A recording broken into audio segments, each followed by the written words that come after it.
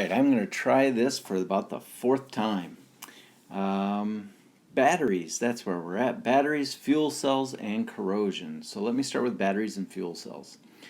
Way back when, one of the first batteries that came out was referred to as the dry cell. And this was a battery that contained zinc and manganese oxide with carbon as an electrode.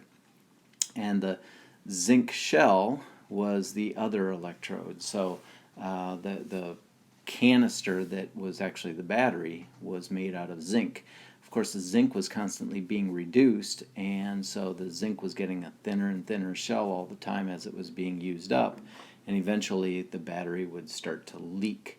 And so then we moved on to the alkaline battery. The alkaline battery used the exact same chemicals, but instead of using the zinc as the container for the battery, they used a steel can and had zinc inside that can.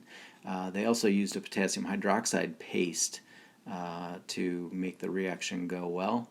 The problem with this was that if a battery sat for too long inside an instrument that needed that battery, eventually you would end up getting leakage of the potassium hydroxide coming out of it. More recently, the NiCad battery was one of the first rechargeable batteries. This only had a potential of 1.25 volts compared to the 1.5 volts in the other two.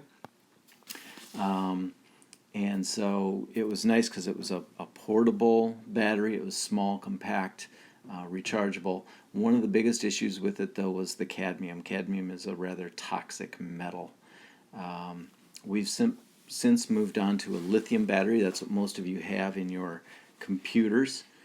This battery is 3.7 volts, so it's got a high voltage. It also has high amperage, and it's a very lightweight battery. Lithium is the lightest metal known, and so very portable kind of battery for this. We still have a few problems with the lithium battery.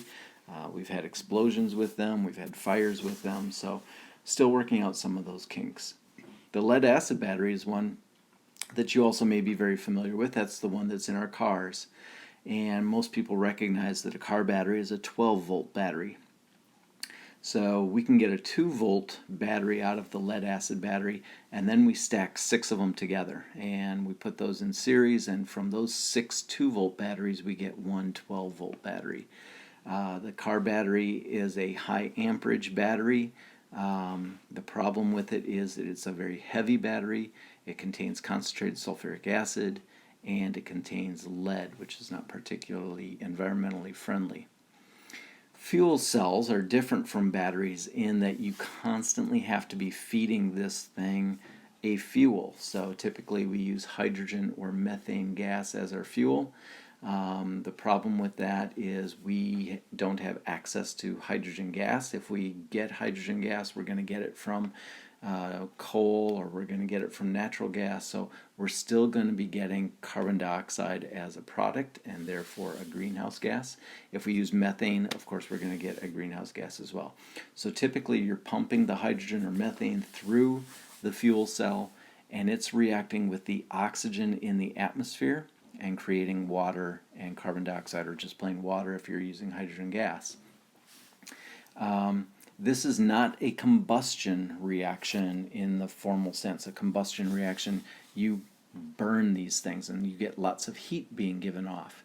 And if you got lots of heat being given off, the energy is equal to the heat plus the work.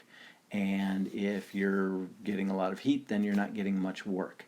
And so the nice thing about the fuel cell is that we do this chemistry through oxidation reduction, but we don't actually burn it, and so our efficiency goes up to about 50 to 75% efficiency in the fuel cell compared to 20 to 25% efficiency in a combustion engine. And so it is far better to go through the fuel cell, even though it's only 1.2 volts, than through a typical combustion reaction. Next, I'll be talking about corrosion.